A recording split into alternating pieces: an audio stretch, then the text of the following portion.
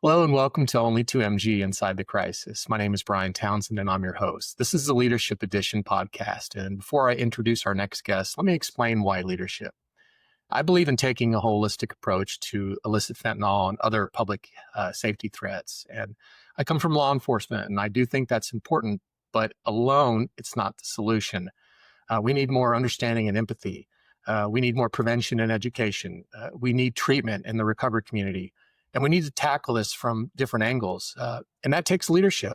We need leadership. Strong leaders turn good ideas into coordinated action.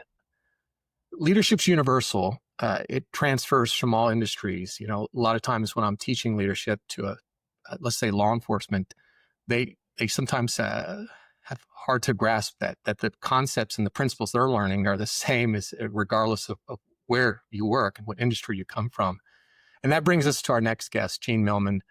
Gene and I have a mutual friend, Allison Austin of Gaffney Austin, a media and public relations firm. And Allison is also the executive director of Only 2MG, and she introduced me to Gene. And when I heard him speak about leadership, I knew that him and I had a lot of similar ideas and our beliefs aligned, and I knew I had to interview him. So let me read you his bio and we'll get started. Gene Millman is a dynamic and forward-thinking business leader with a track record of driving innovation, breaking the status quo, and fostering high-performance cultures. With extensive experience in executive leadership, Gene is known for his ability to transform organizations, align teams around a winning mindset, and create strategies that propel businesses towards sustainable growth. As a C-suite executive, Gene has successfully led companies through complex industry shifts, leveraging his deep expertise in real estate, strategic planning, and organizational leadership. His passion for empowering teams, challenging conventional thinking, and embracing change has made him a respected voice in business thought leadership. Gene thrives in environments that demand bold vision and decisive action. His leadership philosophy centers on building organizations that not only adapt to change, but actively shape the future. He is driven by the belief that success comes from a combination of strategic foresight, relentless execution, and a culture that embraces innovation. So thank you, Gene, for being here. Look forward to talking to you. Well, same here. It's an honor and a pleasure, Brian, to be invited. I'll grant you, we have a great friend in Allison, this mutual peace, and a friend that we have, and I'm so happy that she kind of helped put us together. And same here. When we had a brief conversation at one of the meetings, you made it so easy, and it seemed like we were just was kind of a little bit of alignment there. So I appreciate having the opportunity to come on your podcast. And first, let me also say that we are so happy, and we commend you for the efforts that you're doing around addiction and drug use. And I think truly the education, and prevention that you're trying to do is something so well needed. So, commend you and all those people that are in law enforcement that have to deal with this on a daily basis. And so thank you for your passion and your drive toward doing that. So it's I appreciate well by me. Well, thank you very much. And I want to learn more about you today. I know everyone else listening does as well. Tell us about yourself. Tell us about your leadership journey. Yeah, I mean, I've been in the real estate industry or space, I guess, for about 40 years now, probably about 41. And, it started from the practitioner of selling real estate back in our home state of Delaware. Currently, we live in Colorado now. But, it went from being a practitioner to being a manager of brokerage offices. I got into career development, got into training. From there, I went to owning my own company and, had built that and became very, very successful in that piece. Had like a medium-sized company, nothing huge, but nothing real small, kind of a medium-sized company. And, and then kind of, I guess, evolved as I went through things, got on some board of directors of some multiple listing services. From there, kind of, I guess, drank the Kool-Aid. Some people said that I wanted to be kind of in that world in an executive realm, as I have ended up being a chair of a board of directors for a very large MLS. And that kind of dovetailed into me becoming a CEO of an MLS. And that's where I've spent about the past 7-8 years leading two MLS organizations. Um, and the last one that I was a CEO of was the 16th largest in the country Wow. for that. So again, you know, learned a lot from that piece of it, but I'm very proud of successes, especially at the last MLS I was at. The successes that we had grew our national presence so that everyone knew us. Did a lot of collaboration with other MLSs across the country, and I think that was really bringing a culture into that company that was really around leadership, empowering people to do the job, finding the best people, and then letting them go do what they do best, and helping to share the vision, answering the question, why are we doing things? So I was very proud of that accomplishments we've had. Yeah, awesome.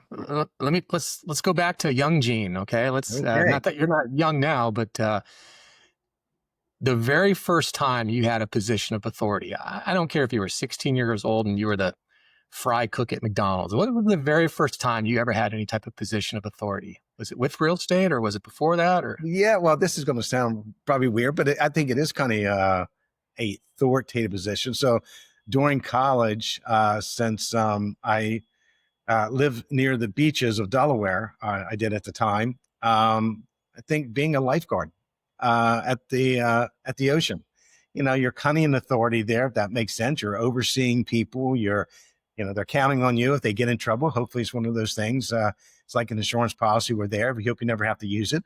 But yeah, I mean, I think that may sound really weird, but that's kind of, I think, the first time that you're sitting there and you see a different responsibility, something that is beyond you. And I think that's really when leadership starts to grow and develop, is when it's more, it's not just about you anymore. It's about yeah. something bigger than that. So I think probably if I had to look back, that would probably be my first, kind of leadership position. So beyond you, I like that. What other lessons were you learning about, you know, not only leadership about yourself, in the terms of leadership, what were you learning about your style and about your impact? Yeah, I mean, I think that probably developed more around probably when I was a broker manager of a branch office for a large real estate organization in the state of Delaware. And I think what you start to learn in that piece is, I think there's communication, and I think communication. A lot of people think of communicating as talking. Well, I believe there's other, communication is really about other things. I think it's as much about listening, communication is it about talking. And what I started to learn, and I think it helped even through my career when I was truly as a practitioner listing and selling real estate, is starting to understand people's needs, asking them questions, using compassion, using empathy to come in and sit there when you're selling someone's family home that they were raised in, and now their parents have passed away. Um, Being able to do that, finding common ground with people, walking in and trying to build that connection as fast as you can. And one of the things I used to do, again, this was in my practitioner world, was I would go in and, typically you walk into some home, you're going to see family pictures. You're going to see where they went to college. They probably have their diploma on their wall somewhere. And as I could walk through their home, I would find commonalities with them that I could talk to them. And that's really, I think, part of that leadership style, is how do you connect with people? How do you find things that you have in common? So I think that's kind of started back then, from selling real estate, kind of moving into management, and that piece was really learning how to have compassion, empathy, listening to that. And then, also learning how, by doing that, empowering people because you become their raving fan. Yeah. And that's what you look for. So I think that was all part of that process. And So as you know, you shouldn't, at least me, I never want to stop learning, so I learned as much. I told, and I know you do a lot of teaching. When I've done some instructing, and I did for many years, people didn't realize I learn as much standing in front of that room as the people that are sitting in those chairs. And I think it goes again from that leadership mindset is I'm always need to be learning. I always need to know another point of view because I think that allows me to have a broader perspective of things. Wow. Yeah, and that perspective of being in front of the room, learning from other folks, like you said, and people, on both sides of you as an attendee as well. Or Always absolutely. increasing your perspective. So from lifeguard, having that kind of that awesome responsibility of taking care of a lot of people, and then you know into your journey in real estate, uh, understanding that the people matter, right? And like you said, that empathy and that compassion, and I like that. That's one of the things that I see a struggle with in my world, when it comes to substance use disorder addiction. Most people just don't care. They think it's a moral failing. They think there's, it's you made your bed, you sleep in it. They forget the empathy and the compassion, and I like how you put that in a communication box where you talk about if you want to be more effective in communication, because communication has different angles, right? Sure. Transparency, written communication, oral communication. I mean, there's so many things branches that we could go down, but you talk about empathy and compassion. You got a home that maybe someone had for the last 50 years of their life, right? Or longer, and it's their Sure. family home. And that's a tough thing to let go, right? And Yes.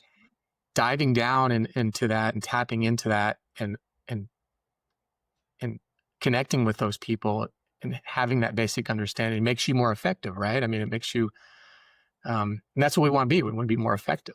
Yeah, and I mean, a lot of times in real estate, and look, I've used this term as well, so I'm not immune to it. But a lot of times, agents will talk about transactions, and I always kind of had to catch myself when I would say that. Well, I did 30 transactions this year. I did 50 transactions this year.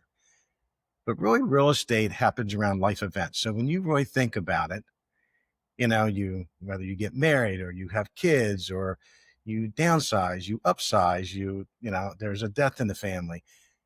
To those people, it's not a transaction. Yeah. It's a life event. And that's really around real estate. So I always wanted to try to keep that focus that, to me, it could have been the 50th home I sold that year. But to those people, it's the first time they've done it. Yeah. And that you have to make sure you're not just being just checking a box for people. They don't want to feel that you're just checking a box. They want you to know that you're there, you're beside them, you're behind them, you're guiding them, that you really are their trusted advisor through the process. So I think it's your mindset. I had this corny saying one time, and I probably stole it from someone though. So just be honest, I probably plagiarized it somewhere.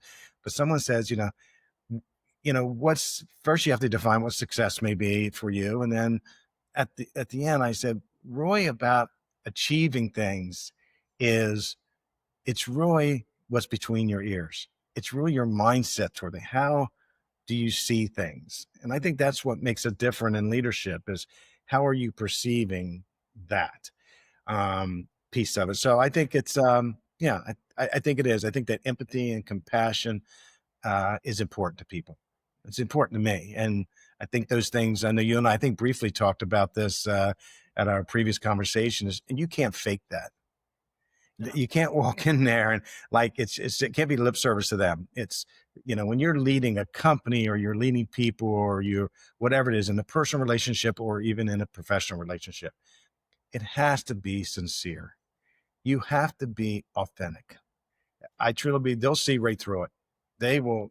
You can pick it out, and I think that's the other big piece for me is can you be authentic? Is the person that I walk into the office today?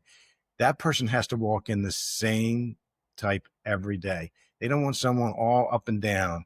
They want someone to walk in because you have to be the known factor in the company. You have to be that constant piece, and they have to know how you're going to react to things when things don't go the way. Are you going to yell and scream and, it's everyone else's fault? Or are you going to say, okay, we've had a little setback here. let's regroup, let's move forward again. So I think consistency and being authentic is important as well. Yeah, it sounds like you were learning a lot of lessons early on, and that goes to my next question. Where when I teach leadership, I always ask senior leaders in the training to give me their sage advice. So this is your chance to go back and talk to young Gene. What advice would you give yourself, or obviously people listening, um, that perhaps could have got you to the finish line maybe a little faster, or made you a little bit more effective? Earlier on, had you just known some things, what stage advice would you give people? Yeah, that's a great question, and actually, I think I have a couple of answers for young Gene Millman at this point in time. Um, I think one is there's a couple. I think don't take yourself too seriously. Um, I think the other piece that I would look at, don't try to do it all yourself. I wasn't very good in my early, even starting my own company and everything. I was not good in delegation. Now, Mm. and what I mean by delegation is we are not good at everything. So we have our strength and weaknesses as people. We have strength and weaknesses as leaders. And probably what I didn't do is some of the weaknesses I should have had other people being helping who is strong in that. So I would say, really taking a look at yourself. You can't do it all. Uh, don't micromanage. And I probably did a lot of micromanaging as well. So if I did give it to someone, I went back and asked them 5 times, "Did you do it?" Then why would I do that? Okay. So, and what happens is I've realized that you have to, as a leader, if you're the CEO of a company or something that's really overseeing um, the future of a company. Yeah, there's times so I'll use a pilot as an example, an airline pilot analogy, if I can. Sometimes you've got to fly in low, right? And you kind of got to get in there a little bit with your team, and there's some minutia you may have to do, but you have to be careful that if you work too much in the business, you won't be able to work on the business. And so then you have to learn that you kind of, after you get in there a little bit, you got to start bringing that plane back up to 30 or 50,000 feet so that you can see everything again and see how things are connecting and moving. Is silos being developed, or is there truly collaboration? So you kind of have to learn to ebb and flow where you need to kind of go in a little bit in the business, but then I believe you have to be effective. You got to get back out and start working on the business again. So that would be some advice I would give myself. And then I think the last one, I'll use a story. One of my daughters, my oldest daughter, is a doctor. And so one day, we were talking, how was your day? I was calling her. And she said, and she's, oh, it's, been a tough day. So I started telling her about my day, right? This and that. And she stopped me. She said, okay. She said, I'm sure your day wasn't great. She said, but I had to sign death certificates today.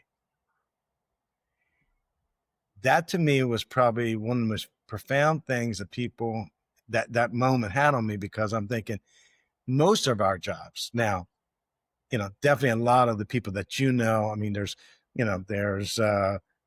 doctors, there's, the law enforcement on the front line. Yeah. You know what? Their lives are on the line and they're helping people. But most of our jobs overall, no one is going to die from. We can make a decision that didn't go well. We made a decision that cost us some money that we didn't think we're going to be able to do.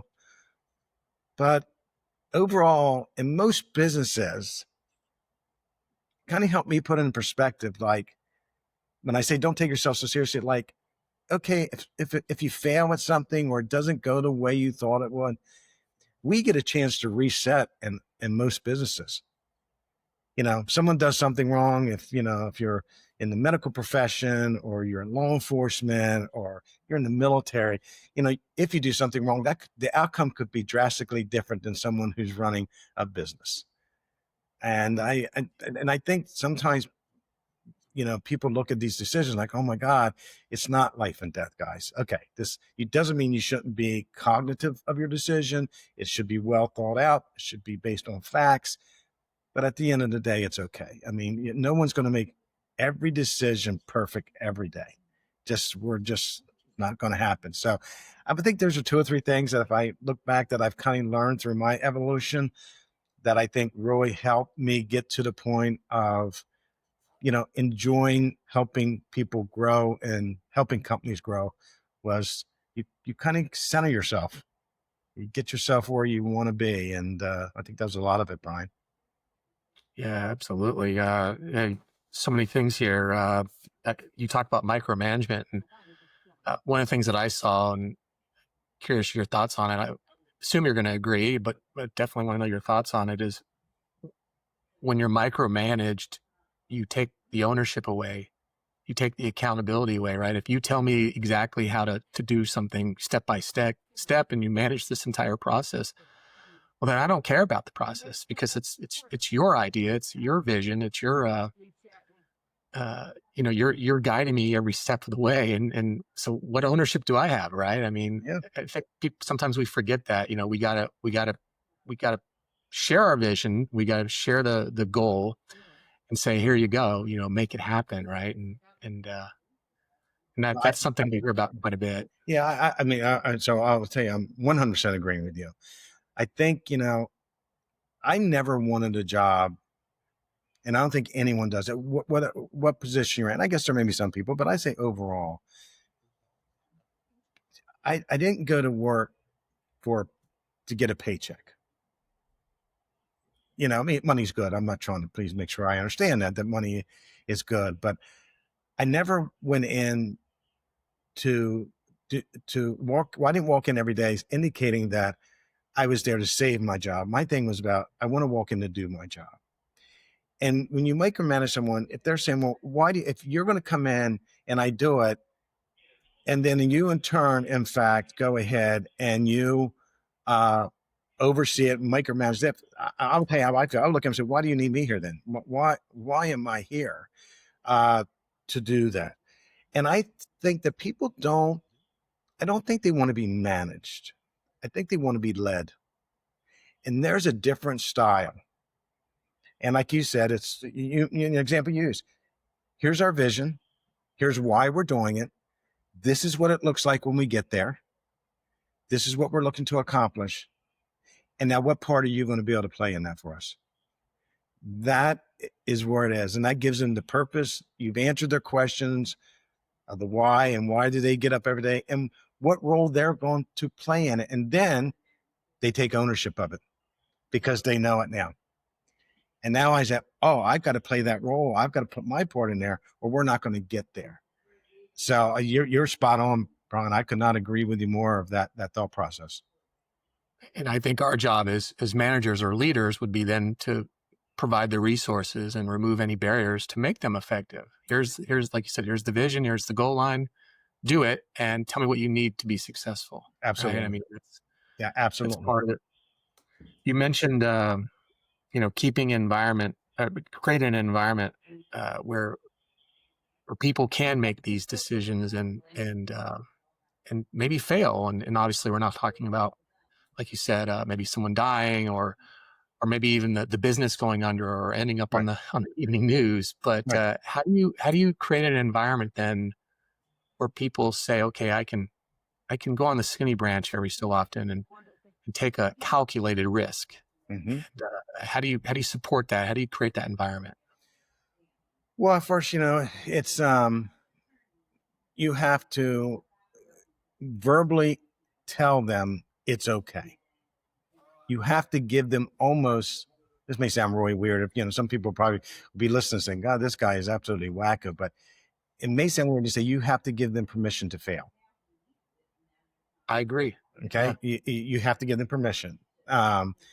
Now that doesn't mean that let's just go fail, but let them know that. Okay, like you said, even if it's big fail, you don't want your company to go out of business. Let's be honest with you, and those should be very well vetted, your decisions as much as possible.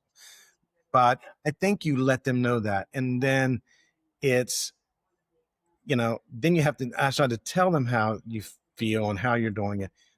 I think you have to reinforce it then. So one of the things I know I always love doing, and this was someone told me this years ago, CEO of a company. He said, and now it's changed because COVID has changed things, remote workplaces doing things. But I would say if your company still has either it's a hybrid or people coming in every day, the best management style I could give you, and this goes into kind of reinforcing their ability to push the limits for you, you manage by walking around. So every morning I would walk in and I would go around, and they weren't all in there, but I would say 25 to 30 at any given day were in our company at the time. We had about 51, 52 team members. And so I will walk around and say good morning to every one of them every morning. Now that may sound rude thing, but it's that high touch that you walk in and you ask them, you get to know a little bit about their families and their kids. And, so I would make my rounds every morning. And then when I leave at night, I walk back around again and say goodnight to them all. And I think that they knew how much I cared about them as a person. They weren't just an employee of a company. We were part of that team that was growing that company and bringing that company to life. And you have to show them how you feel and give them permission that it's okay. Yeah, I like that. I was going to ask you if you had any type of daily habits or rituals. I know some people that journal, things like that. Mhm. And obviously yours was, walking around and getting to know your folks, making sure that they're doing well and they have the tools and resources they need to be successful. You may have some thoroughbreds, if I could use a kind of analogy. You may have some thoroughbreds in that organization. I mean, they are just top notch people, and I was blessed to have that at my last organization.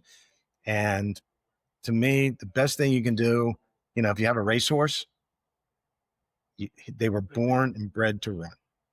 Let them run. Now, you got to put some, there's some guardrails that you throw in there and stuff, but people want to be empowered to go do their job. And as you said, take ownership of it, that they can actually see their fingerprint on the success at the end that they had done. At DEA, we called them home run hitters. Okay. You could give them an Yeah. assignment, and they're just gonna hit it out of the They're park. going to knock it out of the park. Right. Yeah, It's just done. So yeah, I should start using that versus the thoroughbred thing, but no, thoroughbred works too. I mean, it's the same. it's the same mindset that you have. You're absolutely right. Yeah. So let's talk about hiring. So, what is something that might not show up on a resume that you hope you see in an interview or as you get to know this candidate? What's something that you're looking for then? Yeah, I mean, I think it depends upon the role that you're hiring for. Okay, with that, I think first having for me was having a good, well thought out, precise job description. I think that's important. They have to know the job they're walking into, and I think to have that well thought out. Because the worst thing is that you want to do is you hire someone, and next thing you know, you're putting new jobs on them that maybe they did not think was going to happen or they're not well suited for. So you try to do that. Now, I say that with a little bit of tongue in cheek, Brian, but you also, when you hire someone, you want them to expand their role in some way too.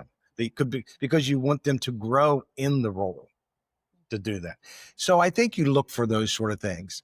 Is someone going to come in? And it's kind of like that. I wish there was a litmus test. I know when I was recruiting agents, I wish I just could bring out the litmus thing and say, can you lick this and say, oh, you're the perfect hire. Isn't that great? It would make life a lot easier. You could just, For all of us, right? for everyone, right? And I can Yeah. tell you, some people are just great interviewers. I mean, there's some people that I have interviewed and think, oh my God, I've hit, the lottery. And then they come into the role and it's just like, where's that person I interviewed? Because you have that. So, I don't know if I have any tips. I think the best thing to do is be honest with the role, honest with your expectations of them.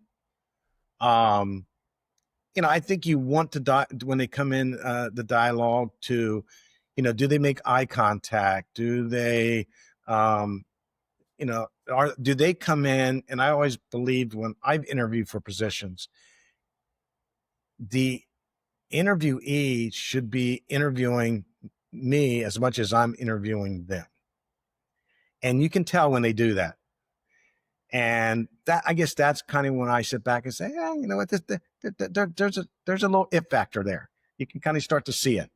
But I think it's that dialogue and that they're really engaging in the process, asking questions, wanting to know about the role, wanting to know about you if they're going to be reporting to you, those sort of things. So I think it's, again, no litmus test, but I think it's just having an open and honest dialogue is something, and then having a good job description that they really know what you're expecting of them. And then once you get the job at anybody, you have to inspect what you expect. That's part of your role. I like how you said you're trying to. Obviously, there's no litmus test. We all wish there were, right? Yeah. But you're seeing the growth potential. Is this person talking in a way that I can see him or her, being successful in this organization? Right. And I like the fact that you said, are they almost interviewing you? One of the questions I always tell young people to ask, usually at the end of the interview, typically it's the interviewer will ask the interviewee, are there any questions for me? And the number one question I always tell people to ask is, what does success look like in this organization? If you hire me, if you select me for this position, what is successful? Whatever you define successful as, and what does it look like to you if I'm in this seat? Yep. And I think that I've personally seen that blow away the interviewers, right? They're just, well, they may not know. They've never, I mean, you could, some of them are like, oh, great question. Like, I don't know. Maybe they haven't defined success in their organization. Yeah, absolutely. So the winning mindset, how do you align a team or an organization, team, division, how do you align people to that winning mindset? How do you get them to buy into, we're going to, this is the vision and we're going to charge forward? Yeah, well, I think you have to be a great storyteller. And I know you and I talked about this in a previous conversation as well, that because as a CEO or some executive in a company, my job is to paint that picture every day. And you got to keep painting the picture every day. And you have, now the key is, how do you get the buy into it? And we talked a little bit about that of, making sure they can define their purpose. They can define their why. So, a little thing that I would do in my, we were in constant executive meetings, as you know. I had an executive team, and there's typically my CFO, my COO, my CTO, and my vice president of corporate marketing for our company. It was typically my thing for my executive team. And we would sit there, and one thing I learned this from someone else. So we'd be in a meeting, and so we make a decision. Let's just say, all right, we made this decision. Well, I would then go around the room, and I think this has helped get buy-in. And I would ask each one individually, are you sure that you're in agreement with this? Everyone will go around the room and say, and if they even hesitated, I would say, stop. What is your apprehension? Tell me. Because maybe we haven't thought of it, or whatever. And then the other piece I would say, that if we're in a meeting, and you've been in many of them yourself, and you're sitting there, and there's always people who are more talkative than others. I mean, that's just kind of the natures. There, some are introverted, and I can see those people. They're sitting there. And that doesn't mean, I call those people, and I'm dating myself here, Brian, E.F. Hutton. And so E.F. Hutton had the thing is, when E.F. Hutton talks, everyone listens. So I've had a few people in there. They don't say a lot, but when they say something, it's really spot on. But you can go around the room, and again, some people can overpower the room, right? Because they're talking, and you want that strong personality in the room. But you look all around the table, there's going to be different personality. And we did a lot of personality testing. I got to think of the one that we used. Oh my God. Myers-Briggs, DISC, things like that. Yes. We used DISC. We had someone come in, administer it, come back to us and do that. So it was really good. We kind of got to see who, I kind of knew who strong personalities were and how other people process things. But what I would do then is, we have a topic, And if someone did not talk on that topic, before we would get off of it, I would call on them and say, hey, you haven't said anything. What's your thoughts? Now, it forced them to talk, but I needed to hear them say that. And I remember, and I think every probably CEO that has, or, executive person that has this team that they build around them, not to have yes people, but that really support and do that. I used an analogy a lot. So my mother-in-law, who passed away like a year and a half ago, my wife is one of seven. I'm an only child, but my wife's one of seven. And the question, that they would always get, especially when they were little, they would always go to their mother and say, well, who's your favorite? Right? We got to know, who's your favorite? And she had the best answer, because you also have to be careful in your organization that people say, oh, you favor them or you like them and blah, blah, blah, blah. And so I said it right out at the beginning. I said, well, I'm going to take my mother-in-law's answer to that question of who's my favorite. And she answered by saying, you are all my favorite, because I love you each for different reasons. And so I say to my team is, maybe you may think I'm showing favoritism here or whatever, but what I would tell you is, you're all my favorite, but each of you play a critical role in this organization. And you are one of the people that has to be on board with this with me. And I think that helped. Yeah.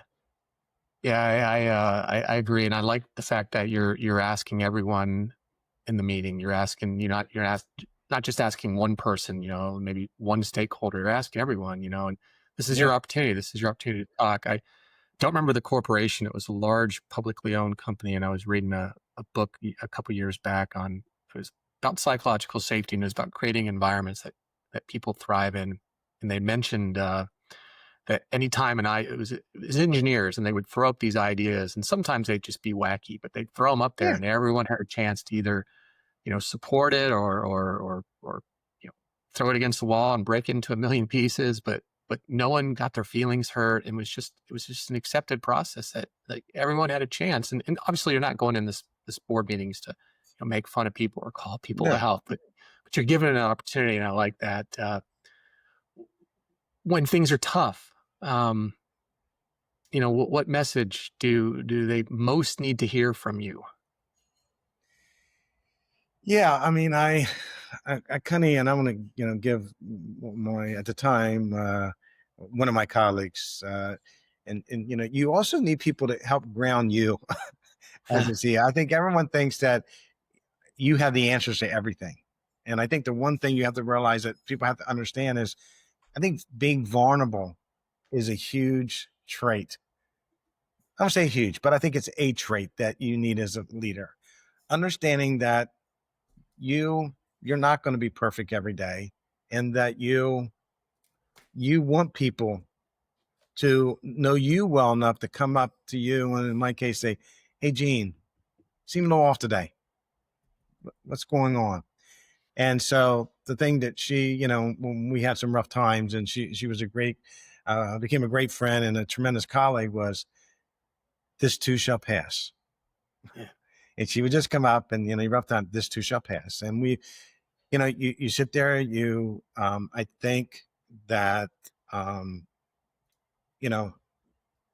you have to tell people the truth. So when we would have, all staff meetings, we have those about every 2 months. You had to sit there, and you had to, if you were doing some shuffling in the company and, realigning roles with people, that they want you to tell them the truth through a bad time. Don't sugarcoat it. Don't put a PR spin on it, guys. Just, they want to know. Tell them. But again, we're going back. Yeah, you want to go back to what we said earlier, but you use empathy, use compassion when you deliver it, sincerity, vulnerability, all those things are there. But I think through those tough times, what they want is a leader that is going to tell them the truth. And as sometimes as ugly as that truth can be, they will appreciate what you did. Hopefully they'll respect you for what you did. And so I think that's a big part of when you have those hurdles and they're expected, and you kind of have to plan for them. But when they do, I think they want you to be honest with them. Yeah, I like that vulnerability, and that drives that, as you were saying earlier as well, being more authentic, being more genuine, and people can get behind that, and if you mess up, it's not, oh, ha, ha, ha, Gene messed up or Brian messed up. Right. It's, hey, he's human, and he's vulnerable, and he's not perfect. And Right. I think people respect that more. I really do. Yeah. I think, I corny and phrase I would say to them every day. I only know how to be me. Yeah, right. I only know how to Absolutely. be me. Whether that's, Uh, I have my good days and bad days, but what I know is I only know how to be me. I don't want to be an imposter. I don't want to be someone different. I'll just be me, and I think that helps. yeah, and I think people who follow you want that as well. I think we all want that, right? I mean, this is a little bit different question, but um, I hear all these cliches all the time, especially in the business world and leadership, law enforcement as well. And one that drives me nuts is, this is the way we've always done it. When Oh God. I I ask somebody, why'd you do this? Why'd you do it this way? Or what are we going to do? It's, well, this is the way we've always done it. So whether it's that or whether there's some other, cliche or buzzword that just drives you nuts, I'm curious to your thoughts on that. Well, I think we share that one. Okay. Well, we've always done it this way, and I'm like, well, first, why? Why? Yeah. Why have you done it this way? For that, and and there's just a little bit cliche that we've all used. You know, the status quo is not a strategic plan, guys. So let's just think about that piece. But I agree. I'm probably equally. I would say that one there of, we've always done it this way. And the other thing from a team member is when a team member says to me, which is not happened very few times in my life, that's not my job. Ooh, Oh, that one just about that's a sends good me one. over the edge. Like, well, to me, the CEO, I have no problem taking the trash out if I have to. And I mean, it's to me, your position is not a title, guys. My position, the CEO, that title absolutely means nothing to me. I'm not there for the title. I'm there to get things done. But that one there, that's what I would tell you. That one bothers me. So that's not my job. Wait a minute Yeah. here. So yeah, that one that's a little bit of the nails on the chalkboard for me when someone says that to me. Yeah. I love people that take initiative, Yes. who don't have that. Well, it doesn't say that in my job description. That's Right. not my job. Yeah. You're right. That's a good one. That actually probably makes me more upset than this is the way we've always done it, Yeah.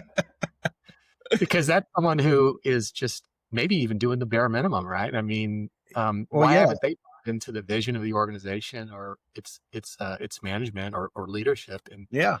I mean, and I think you question their value to the company then. absolutely, I agree. Wow, that's interesting. Yeah, I just wrote that down. I have been writing all this down. And you also mentioned that your position. That I have three uh, core concepts that I truly believe in, and when I teach or consult, I talk about. And you hit one of them, is that your position doesn't make you a leader. It just puts you in a position of authority. Now, I don't say that to knock, you with your background or No. anyone who's in a position of authority, but leadership is an earned thing, but we throw that around quite a bit, right? The organization leaders, the city Right. leaders, the political leaders, and it drives me nuts.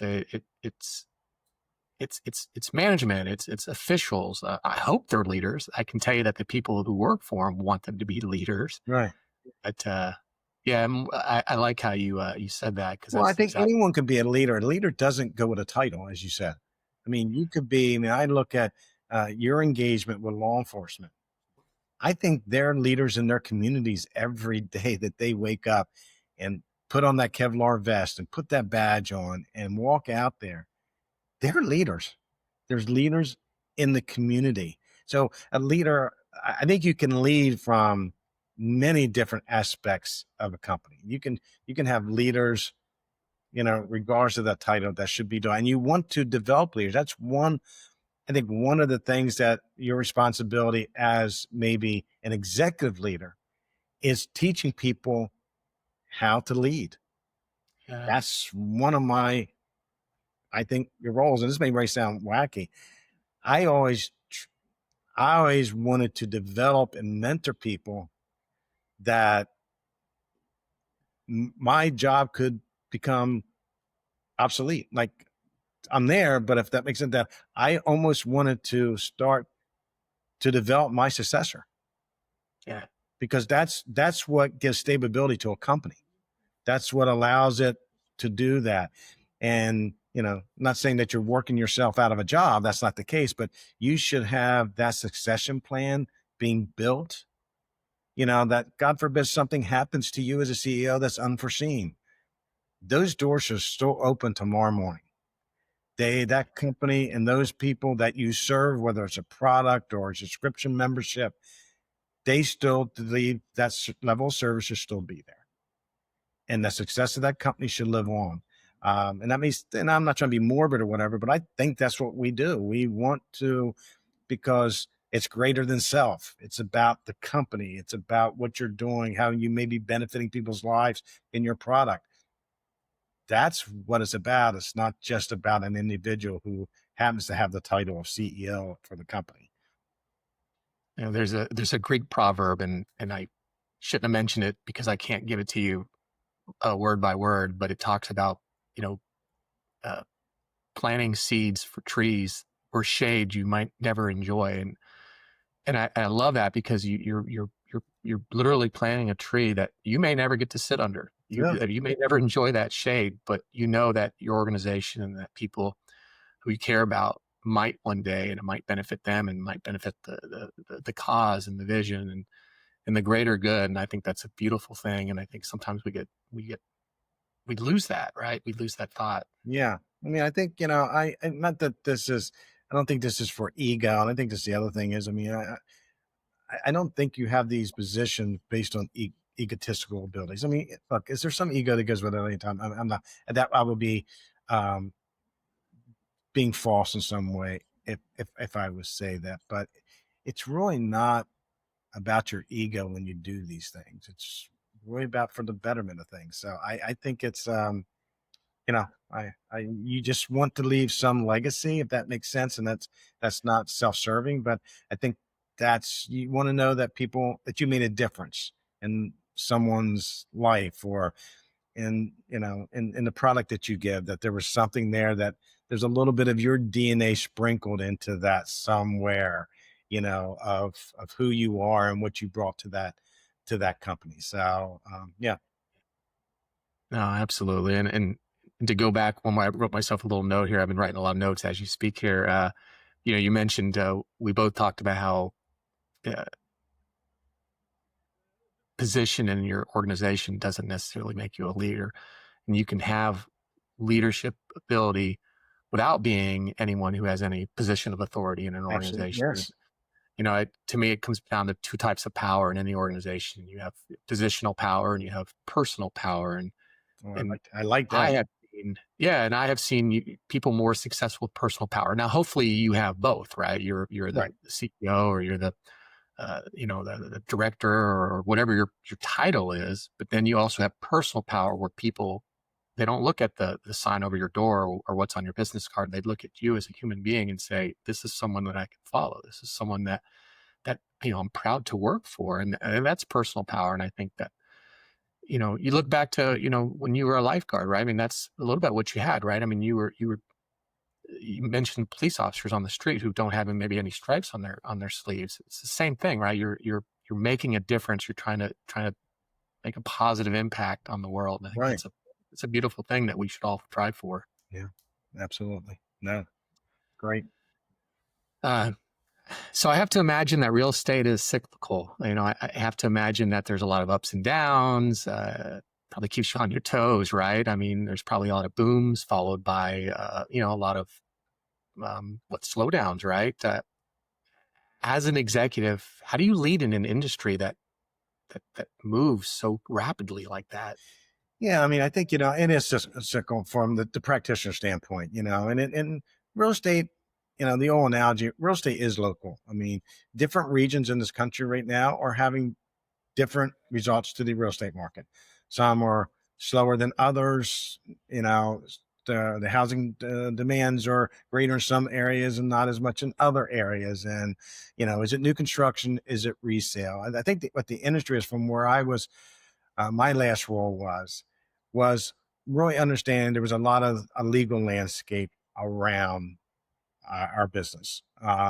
There's a lot of civil lawsuits around the commission structure and commissions being displayed in the MLS and all those sort of things. And I think during, and it's still going on there. I think a lot of people are looking at the MLS uh, space and dissecting it somewhat and thinking in some ways there probably need to be some changes in it with that piece of it.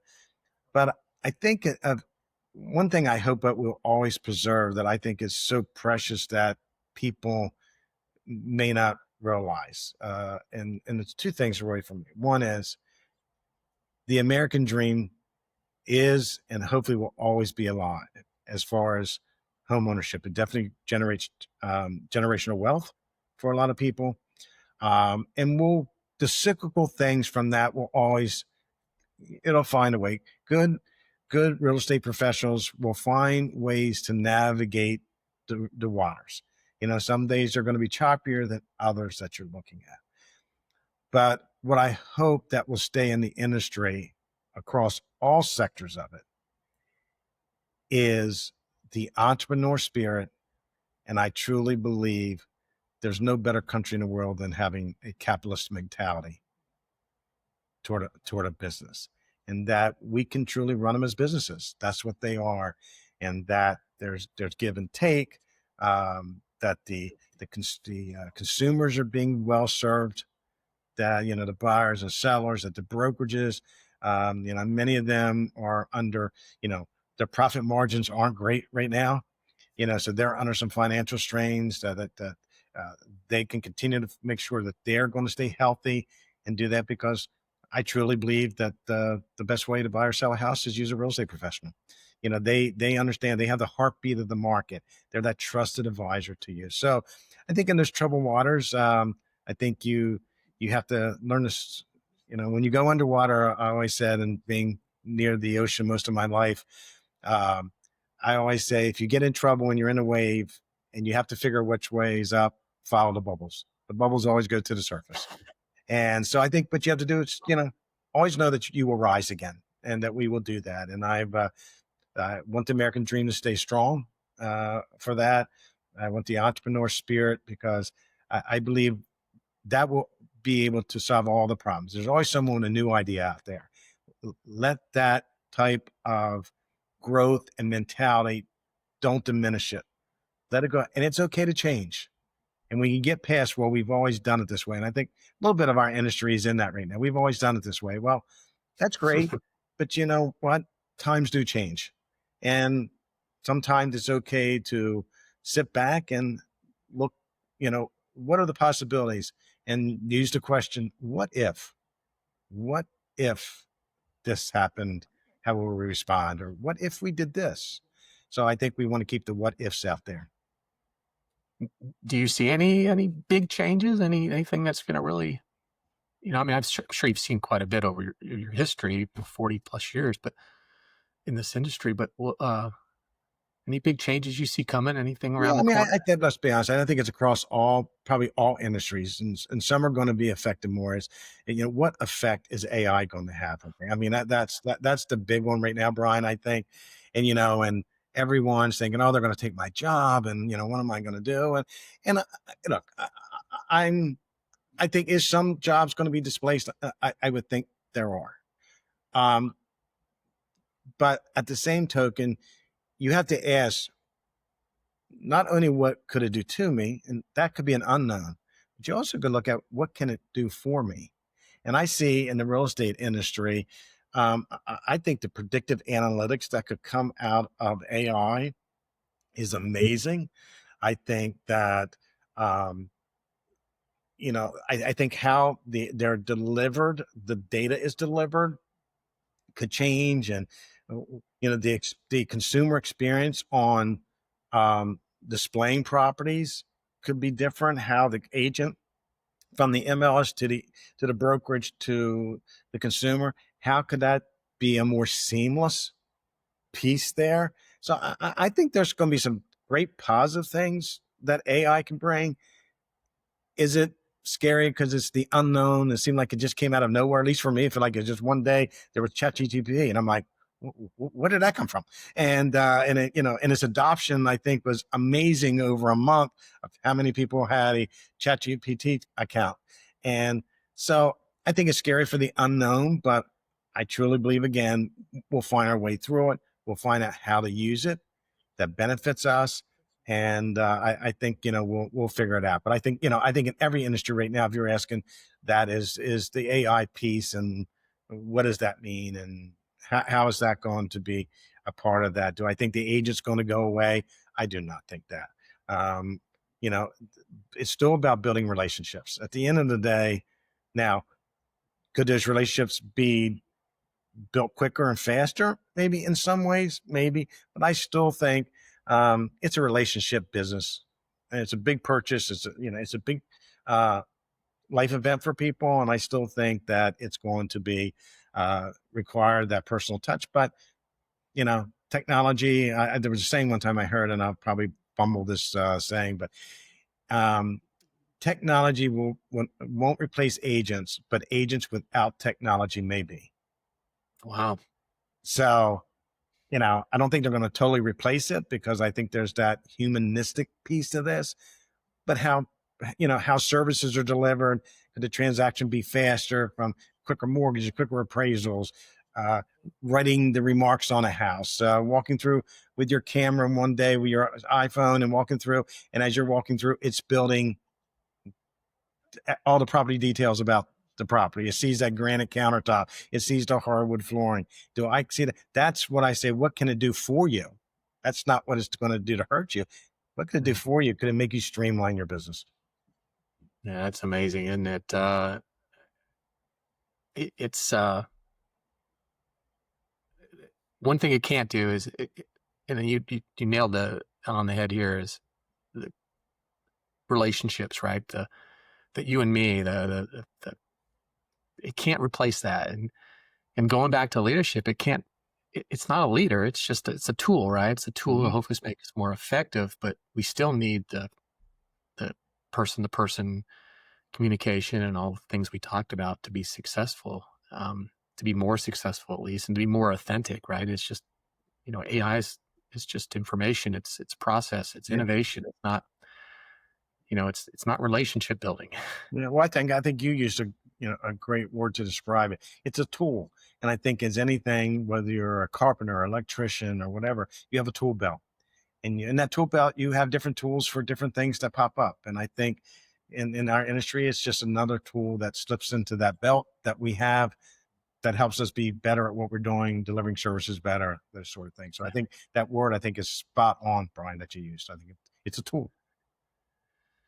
Yeah, it's a scary tool, right? Yeah, We're, it's a little scary when I put stuff in, and sometimes I think it knows more about me than I know about myself. Some days, I'll be honest with you. So I'm like, wow, that's didn't know it knew that about me. But then you look at it like, well, it's kind of right. That may I be have me. I have a colleague that's putting together a class, and it's basic AI, and it's unbelievable. Every time I audit the curriculum, I'm like, it does that too? It does that too? Yeah, And it's funny. We talked about doing an hour class, and now I mean, he probably has 20 hours worth of curriculum. And it just changes all the time, and it's amazing. It really is. But all right, back to leadership. yes, One of the things that I do in my training, and I've been doing it now for 10 years, is I pass around little index cards, and I say, hey, what do you struggle with in your professional lives? What do you, and then we talk about it. And you don't sign the card. There's no handwriting analysis. I right. just want people, we do index cards to keep it anonymous. I want raw data. And I have a lot of raw data from not just law enforcement, but many industries. And one thing I see a lot is I struggle with work-life balance. So I'm curious your thoughts on that. I mean, people who put, maybe too much time at the office and they forget about, the other part of their life, because let's face it, when you're on your deathbed, you're probably not going to say, I wish I worked a couple more hours, right? I mean, Right. so how do you, how do you deal with that? Yeah, I mean, it definitely is something you think about. And I'm probably I have days that I'm better at it than days that I wasn't that good. But I think that's with any job. There's some days that you're kind of called to duty, and if it's you're not punching a clock. When you get into executive role, it's not a time clock anymore. So you And work. that's why, and I don't mean to interrupt Yeah, you, Gene, sure, but that's sure. why I asked you because you were in that C-suite. You have been in those executive roles, so I'm really curious to. So you are expected probably to work more than the Oh, average employee. So yeah, I mean, so I would say myself and executive team.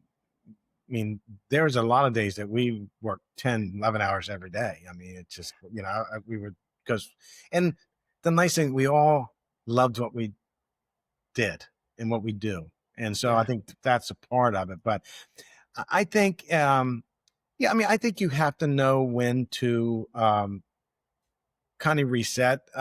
I'm probably not really good at it though. If you, I mean, Brian, I'm going to ask you, I'll answer you honestly.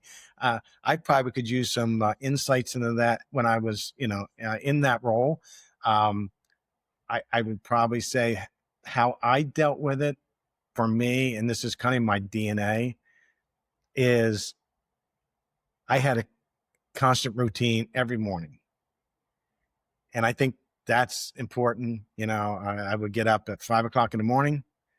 I start going through my emails, which is not the best thing, probably, but I would go through my emails, kind of start prioritizing my day, watch a little bit of the news. Um, I would work out, and religiously, I did that. I still do. 5 to 6 days a week. Um, but I would also, I think what I'm starting to see, at least for me, and it's refreshing uh, for me to see this, is how your faith is starting to play a role in your leadership. mm, For me today, I listen to a daily reflection every day about my faith, and I think that helps center you a little bit. Kind of before you walk in that office, does it help say, "Here's what's really important in your life, Gene? Your family, your faith, your country. All those things are important." And then I think also I was big on you know getting my executive team out of the office for things, because sometimes you're in that office environment and you feel just sometimes you're just that cog in that wheel that day. And I would say, hey, we're going to go do a happy hour next Tuesday, guys. And we would just go out. And what happens is, I would say I built a friendship with every one of my executive team. They would come over to our house. We end up, someone went out to dinner with them.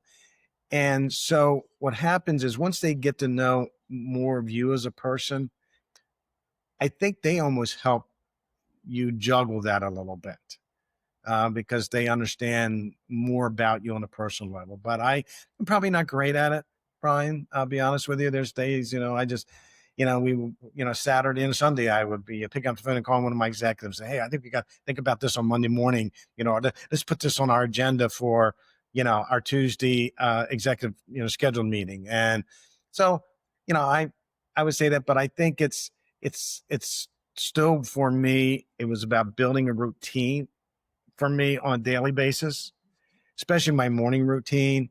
I think really for me was a foundation of building on my rest of the day. If I didn't listen to that reflection that day, or I didn't get a chance to work out that day, I'd have to personally say I felt off a little bit.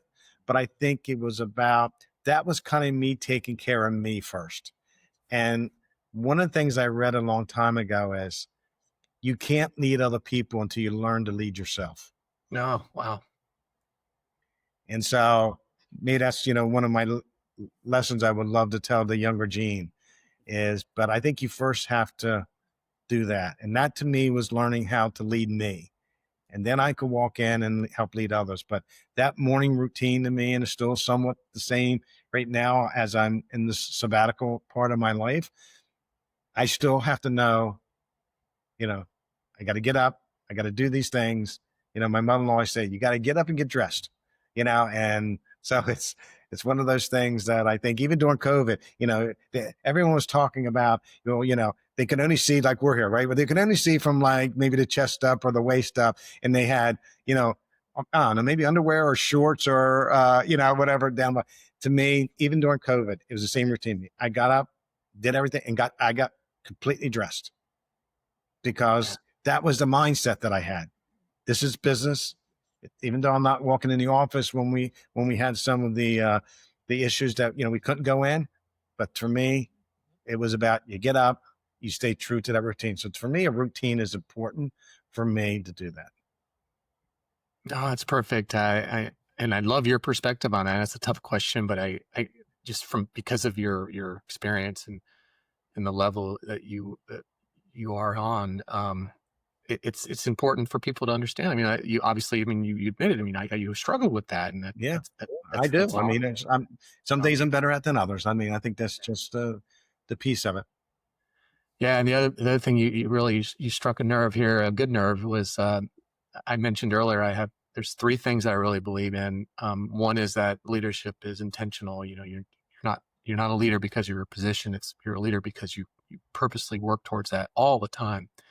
And number two, it has an impact. When you do take a position of authority, you either have a positive or a negative, or sometimes both, impact on people that that you have the privilege to serve. And then number three is it starts with yourself. And I love that. I think that's a great ending here is you got to look in the mirror, right? I mean, how can you serve others if you're not willing to figure out how to improve yourself? And the analogy I always use is on an airplane. I like to fly, and I know no one listens to that safety briefing, but they say if the oxygen level should drop, or the oxygen mask will fall from the cabin if the air pressure drops, and you need to put your own mask on before you put anyone else's mask on. I don't care if there's an orphanage there and you got 100 babies around you. If you don't put your own mask on, you're not gonna be able to save anyone else. And I think that's the same thing. How do you truly become a leader and make a difference to a team, an organization, if you're not willing to look at yourself in the mirror and do that for yourself as well? So, Yeah. any final thoughts on? I know we've been talking for a while, but No, I think, like I said, it's just been an honor, Brian, that we got the opportunity to get introduced to us by a very, great mutual friend that we have who we well respect. And I think we both can say as clients of Gaffney Austin, they are, a great company. And I see a lot of those same basics and with them of how they want to treat their clients as yeah. we were blessed to have them. So no, it's been an honor to sit and talk to you and also learn things from you, from your leadership. I didn't write down things, but hopefully it'll still be good when I get off the call that I took some mental notes of some things. I like some little phrases you did as well. And I love those little things called, people, they call them genisms. You got these genisms. Where do you come up with these? I'm like, I don't know. They just kind of come in my head some days. But anyway, it's been an honor. I thank you What? for to do that.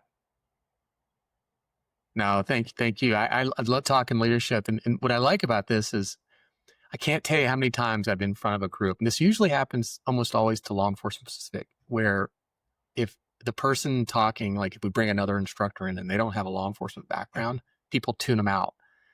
And it's hard because I'm trying to tell people leadership's leadership. I don't care if you work for Verizon and McDonald's, and MLS. I mean, leadership's leadership. It really does transfer into all industries, and some people have struggle to understand that, and that's why I enjoy talking about this, and I wanted to have you on is because hopefully someone's listening, saying, "Wow, and the principles and the things that he's talking about they're applicable to my career," Yeah. and I have nothing to do with with real estate or this type of industry. I mean, but they're applicable regardless of your walk of life. And I think that's what's beautiful and also important about leadership.